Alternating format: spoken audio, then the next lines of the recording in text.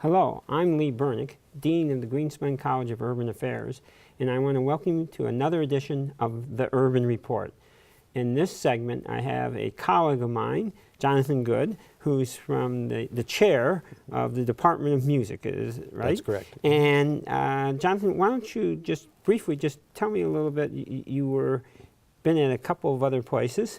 Right, I came here from Tennessee Tech. I was there as chair of the Department of Music and Art, which was an interesting combination. And before that, I was chair of the Department of Music at Montana State in Bozeman, Montana for 16 years. And so we just got tired of snow, you know. Right.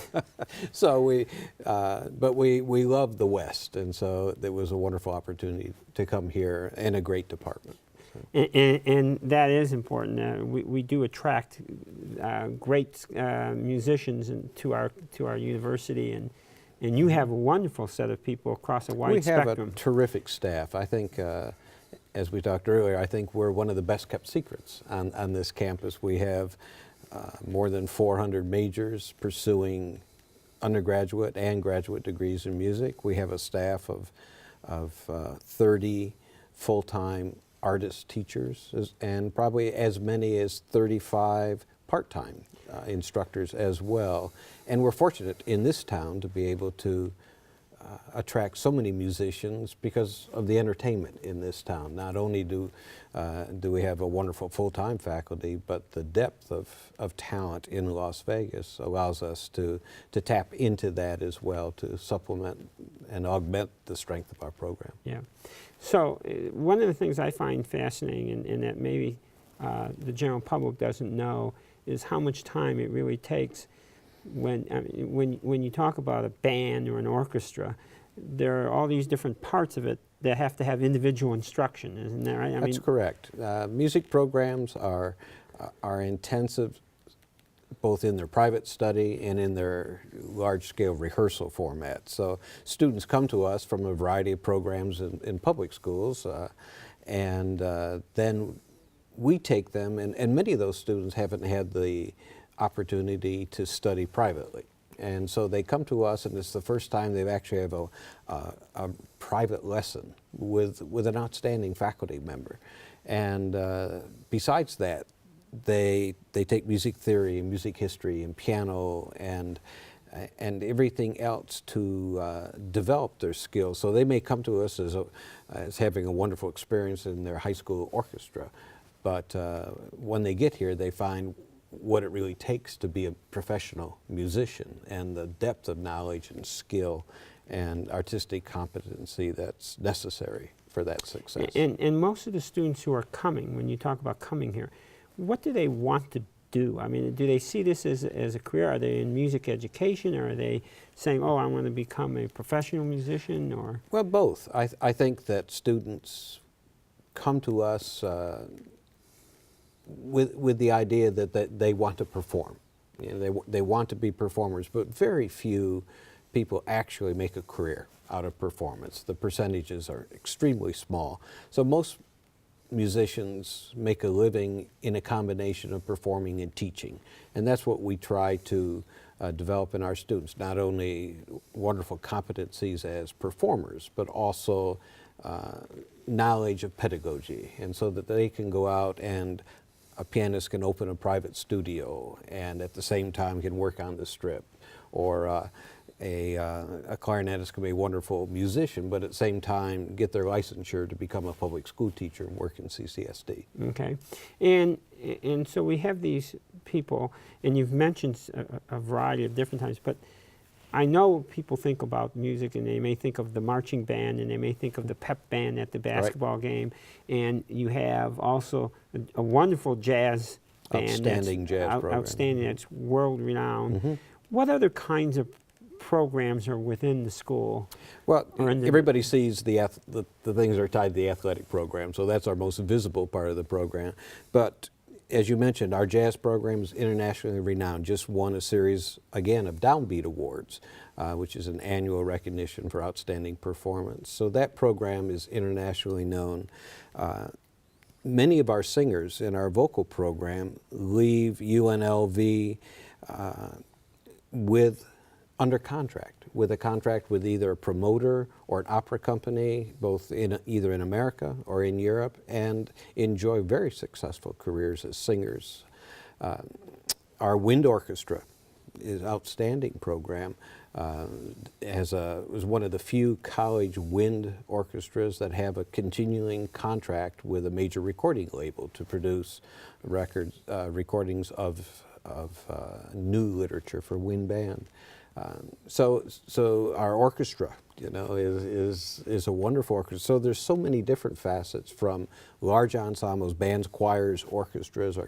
Our choral program regularly tours throughout the Southwest. They often sing at professional conferences. So there is a gamut of opportunity full for range musicians. of opportunities for students, right, in Right. here, and with some degree of more than some degree of success. Absolutely. In the school, in the department, and I just want to touch a little bit. Let's just we only have a few seconds left here, but what's your area? Well, my experience is really in the wind band, in the wind orchestra area. I was a conductor, director of bands for many, many years, and so my expertise has been in 20th century wind literature, specifically of Great Britain. So I spent a lot of time conducting and teaching in England and researching that material. Okay. And so I have to wrap this up, but I think we need to have you back. Would be interesting. I know that you judge, and I'd like to maybe talk about how that goes, how you go about doing that and differentiating sometime, and we'll have to come back on that. I have to end this segment. We'll take a short break and come back with our next segment. Thank you. For others, it may have just been a summer job. But for me, it was training. Now I'm an Air Force pararescueman, and my job is to save lives. Make the right choices today and be ready for the challenges tomorrow. This message is brought to you by the U.S. Air Force.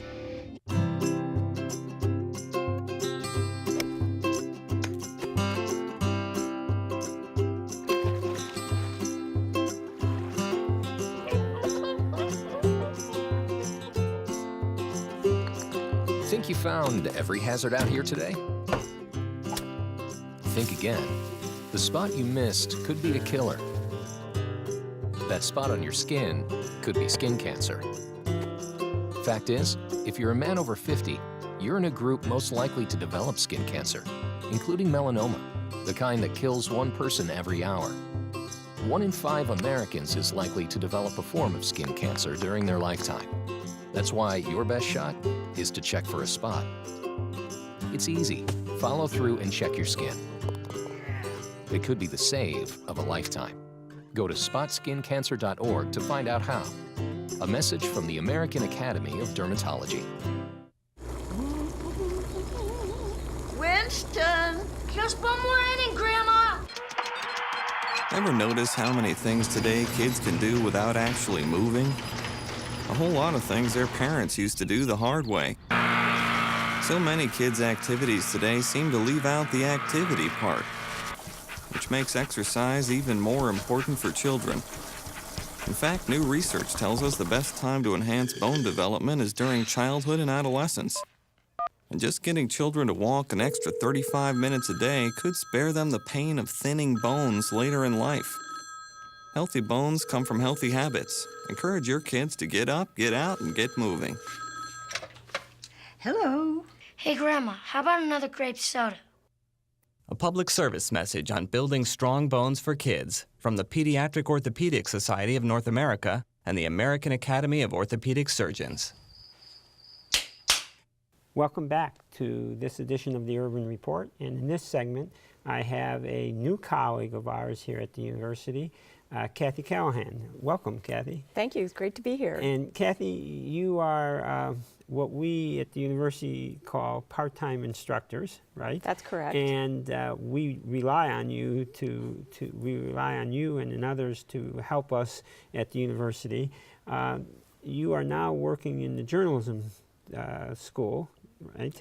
And you've taken on the job of helping with our marketing integrated marketing program. Is that right? That's correct. I'm in journalism and media studies, and I am one of 2 co-advisors for the National Student Advertising Competition team. Okay, and that's part of a class, though, right? That is part of a class, That's correct. part of a class. That's a And capstone class. Capstone class for those in the integrated marketing program in our school of journalism. It's not in the business school, it's in our school of journalism. But let me, before we talk about the competition and about the program, let's talk about you. You are here in Las Vegas, but I understand that you have a degree in something totally unrelated to marketing. Is that right? Well, that's correct. I earned a doctorate degree in German literature from the University of Virginia in yeah. Yeah, okay. But my career field became corporate communications, and I've worked at corporate headquarters for, well, it was Harrah's Entertainment at the time, and also Ameristar Casinos. And now very fortunate to be able to work here as part-time instructor. As a part-time instructor. Well, we're fortunate, I think, to have you. Not I think, but I know. We've had great success. We're going to talk in a little later with the students. But you're teaching this capstone course. What's the course about? Well, basically the course, it's a case study. The American Advertising Federation Education Services Department each year sponsors, it's called the Student Advertising Competition, and about 150 universities across the country, 3,000 students participate. They each are presented with the same set of facts about one client, and that year, this year the client was Glidden Paint. And from there, the students do research, they develop a complete marketing campaign, they develop the creative, they decide what the message is, who the target audience is, they select media, the appropriate media, and that's social media, that's traditional, all integrated. And they work within a budget that's set in the case study. It's a $10 million theoretical budget, which, believe it or not, is not a lot of money when you're talking about developing a nationwide marketing campaign. So everyone uses the same set of facts. They develop a 20-page plan book and also a 20-minute live presentation. And the students compete in 15 districts across the country. Yeah, we're gonna get to that again in this next segment, but let's talk about your role in this. I mean, did you know what you were getting into when you signed up to teach this course? This is the 5th year that I've been an advisor, a co-advisor for the student advertising competition for the class. And so I kind of know what I'm getting into, but it's almost like a sports team. Every year you have new players introduced into the team and to the mix. We had one returning student who you'll meet shortly, Lisa Caruzzi. But it's always a new challenge every year because there's always a new client, there's a new target audience, there's a whole different set of issues that you have to address. So I did know a little bit what I was getting into, and my role really is truly advisor. You know, this is supposed to be student work. It truly is student work. It's not a cookie cutter approach. Some other universities kind of rely on that. And my role and Dan Schott's role was to kind of step back, advise, facilitate, kind of help the students along the path, maybe help with some project management, how you would set something like this up. But really, Brianna Anderson was our project lead. It's set up like an agency, so we have one person who's kind of in charge of the whole. So let me stop. Oh, okay, sorry. So you set this up as if it were an agency. Agency, correct. And who decides? There are a whole bunch of different parts, right, in this Correct. agency. Who decides who's going to do what? So there are 3 parts. There's the creative, there's media, and account services, and they kind of do a lot of the front end research.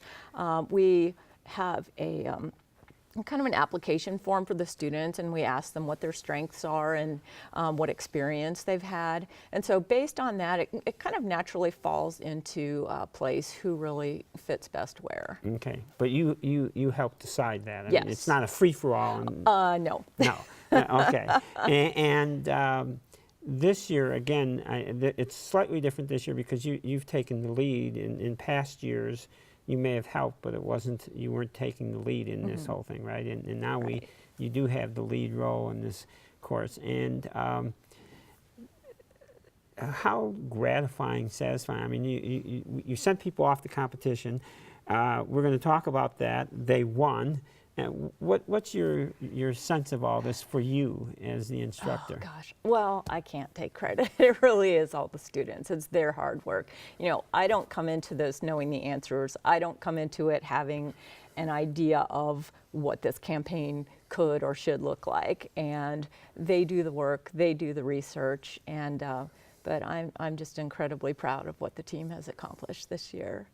Okay, and so you're going to go there. They've won their regional, and you're going to go down with them to Phoenix to the national Absolutely. championships. I wouldn't miss it. You wouldn't miss it. Okay, and is your partner Dan? Is he? Dan, I'm not sure. He's actually taken a new job in Portland, Oregon. So we're hoping he's going to be able to join the team. He's doing his best to be able to be there because obviously he needs to be there to be part of it as well. Okay, good. We have to end this second segment. We are going to take a short break, and when we come back from the break, we'll meet the part of the winning team for this program, and we'll see you shortly here. Thank you. If you could see anything in the world, what would it be? I'd love to see Paris. I like to see cupcakes falling from the sky.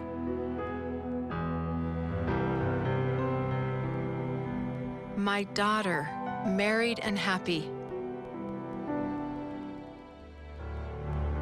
I want to see things the way I used to.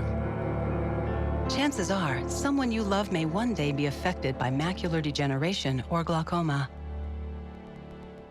Log on to seeabettertomorrow.org or call 1-800-437-2423 to learn about glaucoma and macular degeneration. Call 1-800-437-2423 or log on to seeabettertomorrow.org. I just want to see more of the things I love. I remember the moment. I'll never forget that moment. That moment? It was a moment that changed my life. I'd been training with my team for months, and now we had been called up for the first time. The real deal. Wildfires were getting dangerously close to homes. At that moment, I got my first taste of just how important the Guard is to my community. See how the Guard can be an important part of your life at NationalGuard.com. At what age is the color that your skin was meant to be no longer beautiful? Every year, millions of young women try to change the skin they were born with and say they die for darker skin. Sadly, some actually do. Melanoma is the second most common cancer in teens and young adults, and one person dies from melanoma every hour. Change your thinking, not your skin. Stop tanning. Learn more at spotskincancer.org. A message from the American Academy of Dermatology. Something's not right. My first symptoms were constant tingling in my toes. My legs, sometimes they'll go numb. Double vision. They said you have multiple sclerosis. Well, the beginning is the hardest time. Kind of had to get a grasp on reality. I had to adapt and change very rapidly. I had to learn how to drive with my hands. Yeah, that was interesting. I was a dancer. I don't see walking the way I walk any different than doing a dance. It just looks different. It's a different dance. You see me have an off day, it doesn't take away from who I am. A symptom may cause you not to be able to do that anymore. And at one point, I wasn't able to do any of those. But I would exercise every day. Since I've been cycling, it's definitely helped my walking. To make a lot of changes in my life and just adapt to it. I'm going to acknowledge its presence. I'm not going to discount it, but at the same time, I'm going to try my best to not let it stop me. It's a fantastic opportunity to be working together with a common goal of curing MS, and sharing is the key.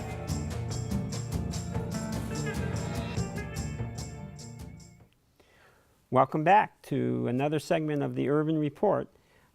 In this edition, or this segment, I have this is the best part of the show, and nothing against the other people, but I get to talk to students, and it's always fun to talk to students. And now I'm talking to the winning students, 3 of them, right? So why don't you introduce yourself? My name is Christina Guerrero. Christina? Lisa. And Brianna Anderson. Okay, and Lisa, you're the returning student, right? Right. So you were at this competition last year. Yes. Yes. Okay. So I'm going to hold this up here. I don't know if we can you can pick this up or not, but this is your booklet, right, that you all worked on, right? Along with how many other students? There was 37 total. 37 students worked on this. And what makes this particularly important, there are two things, and it says here, you made it. You came up with this theme, right, on terms of this. And this is for Glidden Paint. And tell me a little bit, you went to Southern California, right? Did you? So tell us about the trip to Southern California. Who were you competing against? We went to Southern California knowing that we're competing against USC, UCLA, Chapman University, which were the big players that we thought. UC Irvine was there as well. Okay, and so how many total schools were there? There's eight total. 8 total schools, and you all came in first. Yes. Right? Yes. And tell me about that experience then. And well, some of the people might have seen a story about you on TV and the news because unfortunately you made the news not because you won, but because some of you got sick. Is that right? Right. Yes. Were any of you 3 part of that group that got sick? Yes, all 3 of us were. All 3 of you. All 3 of you had gone to Firefly. Is that it? Yeah, and the other 2 presenters as well. And the other 2. So wait a minute. So you're 3 of the 5 presenters. Yes. There are 5 presenters. You were 3 of them, and you were all sick. Yes, we all went to dinner after our dress rehearsal on a Monday night, leaving on Wednesday for the competition. And by Wednesday morning when we woke up is when all the symptoms started hitting and we realized we'd all gotten sick and we had all had to have gotten sick together because right. it's only it's excuse for all 5 of us being sick. That's more than coincidence, right? Yes, Yes, it's more than coincidence.